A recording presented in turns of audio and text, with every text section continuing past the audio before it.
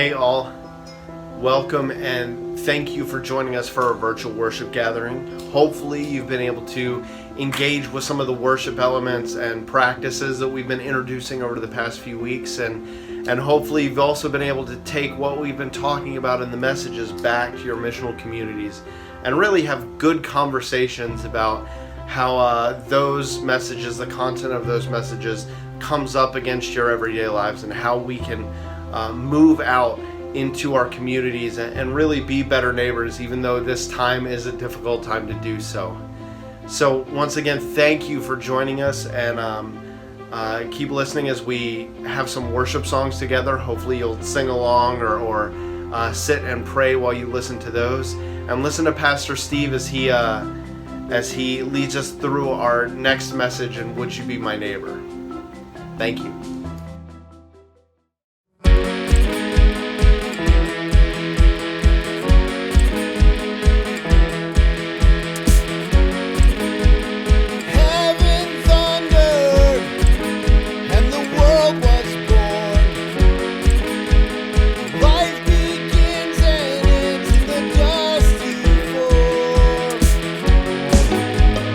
Faith commanded, and the mountain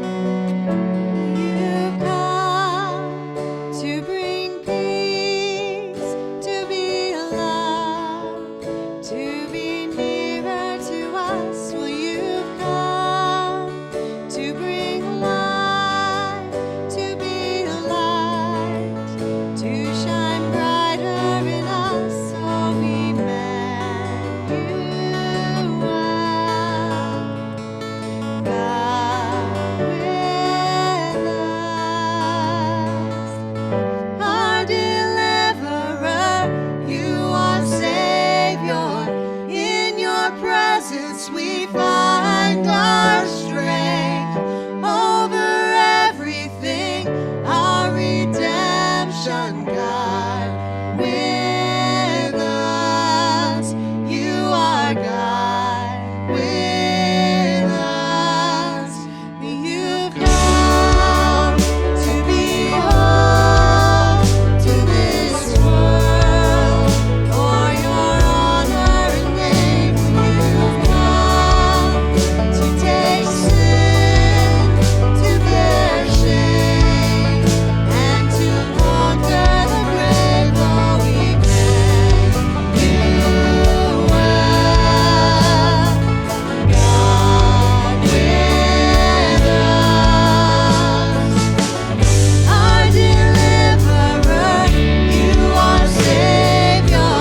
In your presence we find our strength.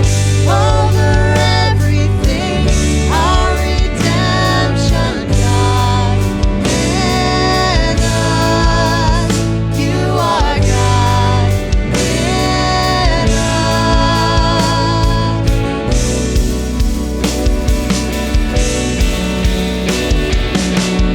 You are here.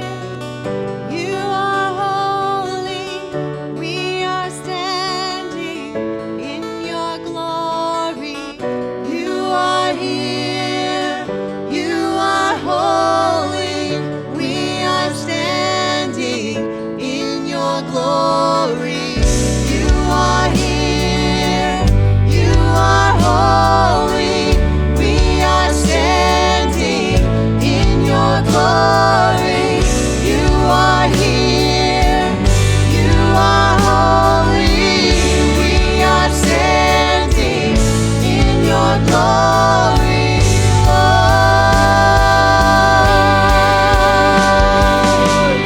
Our deliverer, you are Savior.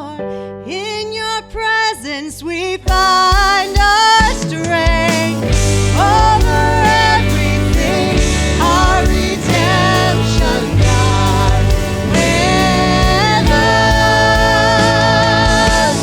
Our deliverer, you are Savior. In your presence we find our strength. Over everything, our redemption, God with us. You are God with us. You are God with us. You are God with us.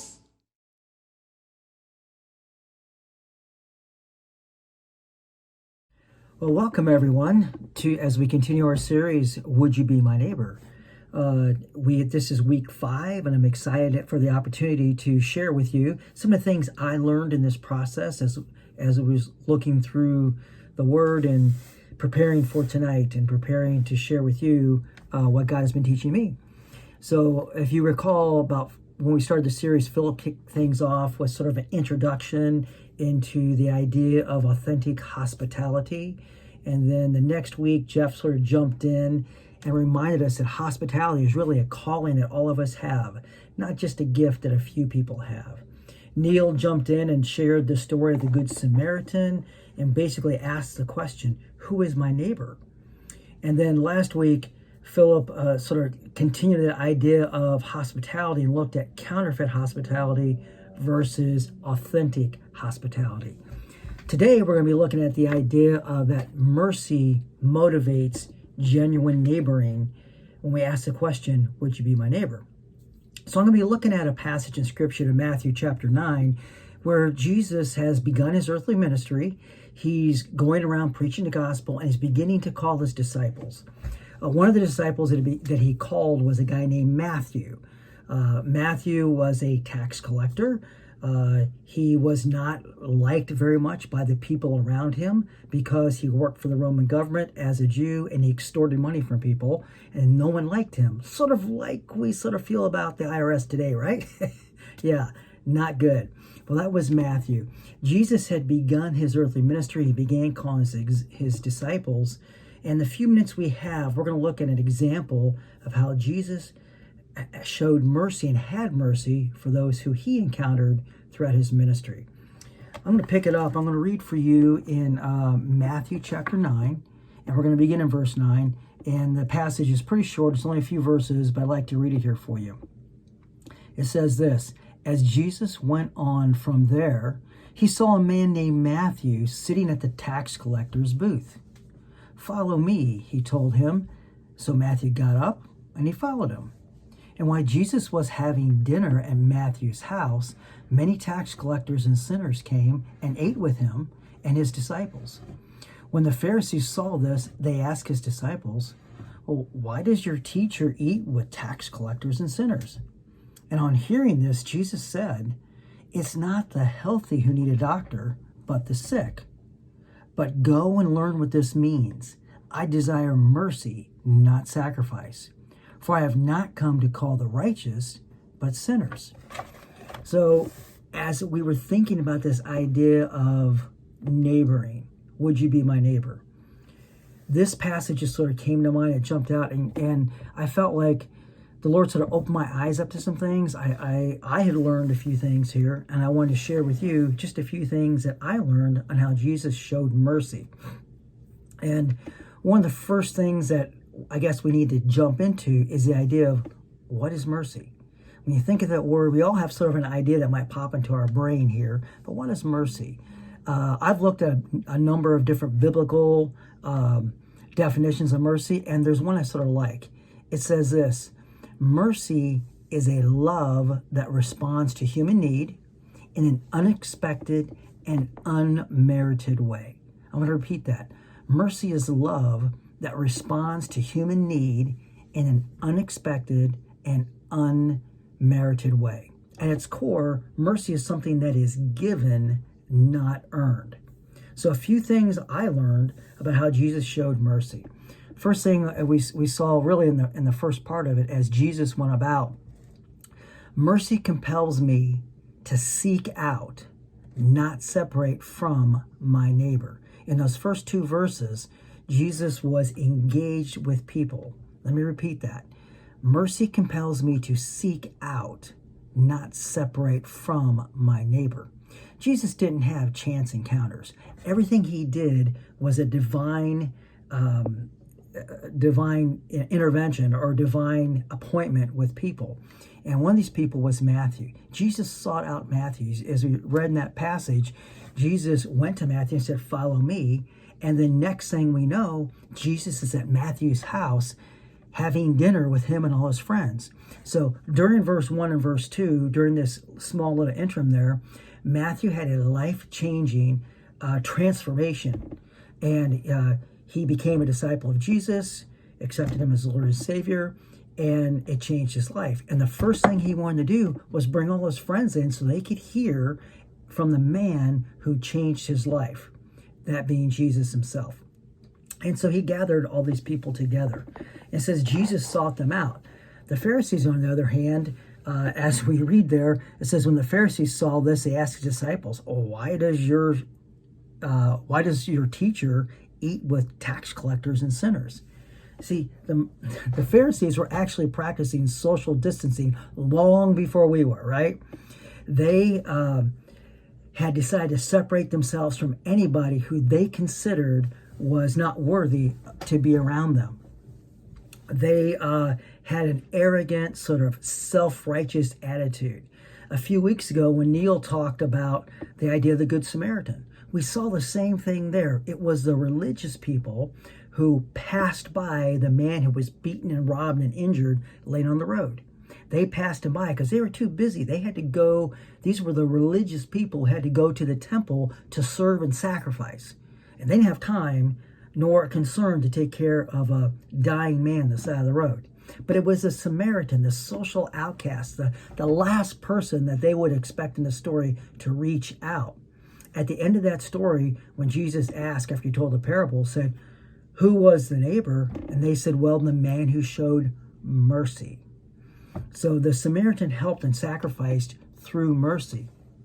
See, Jesus sought out and spent time with people and who others would overlook or walked away from. Mercy compels us to respond in unprecedented and unmerited ways towards those around us. Mercy compels me to seek out and not separate from my neighbor.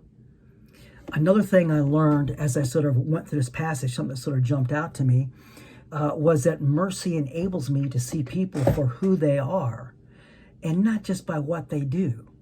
We sort of see that in verses 11 and 12. The Pharisees again said that hey, your teacher, why does he sit with tax collectors and sinners? And hearing this, Jesus said, it's not the healthy who need the doctor, but the sick. So mercy enables me to see people for who they are, not just what they do. The Pharisees labeled people by what they did. These are sinners. These are tax collectors. And they were unwilling to associate with them in any way, had no compassion or no concern for them. But Jesus saw people for who they really were and what their needs genuinely were. He saw them as broken, oppressed, needy, and in this particular analogy, called them sick, and they needed a doctor. Matter of fact, to give an insight into this, at the very end of this chapter, Jesus sort of recaps what he was thinking and feeling as he encountered people throughout his ministry in this season of ministry. And in verse 36, he says this: when he saw the crowds, he had compassion, and that's the same word that's often translated mercy. He saw the crowds, he had compassion on them. It says because they were harassed and helpless like sheep without a shepherd. That is mercy. When he saw people, he didn't see sinners and tax collectors and all these horrible people he didn't want to be around. It says instead, when he looked at people, he saw them as harassed, as helpless, as sheep without a shepherd, because the very religious leaders who were supposed to be shepherding them instead turned their back on them and walked away. They did not understand the concept of mercy, nor did they have it in their heart to do that, and they did not lead in these people. Instead, they walked away from them. So mercy enables me to see people for who they are and not just what they do. And finally, in verse 13, Jesus makes a statement, and he says, but go and learn what this means. I desire mercy and not sacrifice. For I have not come to call the righteous, but sinners. So another thing I learned as I sort of went through this, it sort of jumped out at me, is I can have sacrifice without mercy. But I cannot have mercy without making a sacrifice. Let me say that again. I can sacrifice without mercy. That's exactly what the Pharisees, the teachers of the law, the religious people, that's what they were doing. And frankly, that's what a lot of people do today. Hey, I'll help, I'll do this, I'll sacrifice and show God how much I love him. And they have not invested their heart whatsoever. It's sacrifice without mercy, and it means nothing. But I cannot have mercy without making a sacrifice. When I have a heart of mercy and eyes of mercy that look and see people, I'm compelled to respond to meet the need. Jesus said, oh, they're harassed, they're helpless, they're sheep without a shepherd. I've got to jump in and help these people. And that heart of mercy is what allows us to be a good neighbor. It allows us to love and help people to the whole thing. Jesus told the Pharisees, hey, go and learn what this means. And really, we need to do the same thing as well. We need to make sure that we examine our hearts and that we look and say, are we dealing with people out of a heart of mercy, or simply just making sacrifice to help others and letting God know how good we are and how happy he is with what we're doing? When Jesus said, I desire mercy and not sacrifice, he was actually quoting from the book of Hosea, which is written centuries before for the Israelite people. At the time, they were committing adultery, turning their back on God, idolatry, committing their back on God, and oppressing the poor. And God sent Hosea to challenge them and say, look, You do all these things, and then you show up at the temple and you make a sacrifice and you think that's acceptable? You're crazy. That's not how it works. I don't want your sacrifice. I want a heart of mercy. And that's what God was asking of them. And that's what Jesus was reiterating to the religious leaders of the day who had no mercy and really no relationship with God, but were pious and self-righteous and turned their backs on the very ones they were supposed to love and serve. So sacrifice means nothing without a contrite heart of mercy. Really, mercy for my neighbor flows out of God's mercy that's been poured into me, into my heart. And then it splashes over into all those around me. So when we think about this idea of mercy and how mercy motivates me towards genuine neighboring, I need to realize that it's nothing that I do. It's God's mercy which was poured into my heart. And when I recognize my need, how sinful I am, how broken I am, how I'm helpless and harassed, like sheep without a shepherd.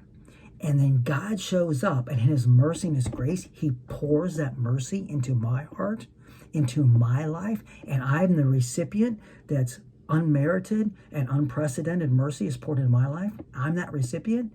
Then my response to those around me should be to show mercy to them, to love on them. And when I do that, that's when genuine hospitality, like Philip was talking about, that's when genuine neighboring, like Jeff and Neil were talking about, show up. Not just because I do it, but because it flows from a heart that's motivated by mercy, recognizing God's mercy poured into me, and then taking that mercy and letting it splash out to all those around me. It's sort of like if I had a cup here and a huge pitcher of water, and I started pouring that water into the cup, and after a while that cup would fill up, and then it would overflow and start splashing out.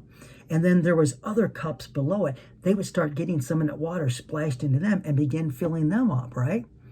So when I have genuine neighboring that's motivated by mercy, then I recognize the mercy that God has, the mercy that he poured into my life, that splashes out because it fills me up so much and pours into the life of others. So let me just remind you of the thoughts, some of the things I encountered as I read this small passage and what God taught me in that. The first was, mercy compels me to seek out and not separate from my neighbors. And then I saw that mercy enables me to see people for who they are and not just what they do. That will change our perspective greatly. And finally, I can have sacrifice without mercy, but I cannot have mercy without making a sacrifice. And that's the kind of neighboring, that's the kind of life that God calls us to live. And in all reality, that's what missional communities are all about, aren't they? It's about authentic neighboring within our communities, loving and serving people because of the mercy and grace that God's poured into us. As we go back into our missional communities, and if you don't have a missional community, I'd encourage you, now's a great time to jump into one, as well as if you can also go through these questions on your own. But we have 3 questions that are geared towards the head, the heart, and the hands. And I want to ask you these questions. Actually, the first 2 are like a double question, and then the last one's just a single. But as you go through these, discuss these in your missional communities and spend some time chewing on this idea. Like Jesus said, go and learn what this means. So the first question, what is mercy and what does a merciful person look like? Let me repeat that. Question 1, what is mercy and what does a merciful person look like? The second question, again, I'm sort of cheating here, it's a double-loaded question, is how does a heart become merciful and where does mercy come from? That's the second part. So again, say it again, how does a heart become merciful and what where does mercy come from? How does a heart become merciful? And where does mercy come from? And the third question, what does it look like for me to seek out and have mercy for my neighbor? This is where the rubber hits the road. This is where that mercy that God pours into us splashes out onto those around us.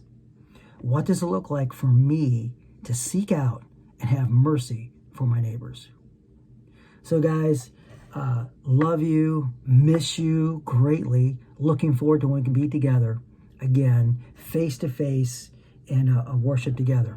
In the meantime, as we think about this neighboring series we've been sort of going through, just take the words of Jesus, go and learn what this means, and may the heart of Jesus and his mercy that's poured into us splash out to all those around us this week as we really love and serve Jesus by loving and serving people. Love you guys. See you soon. And bye.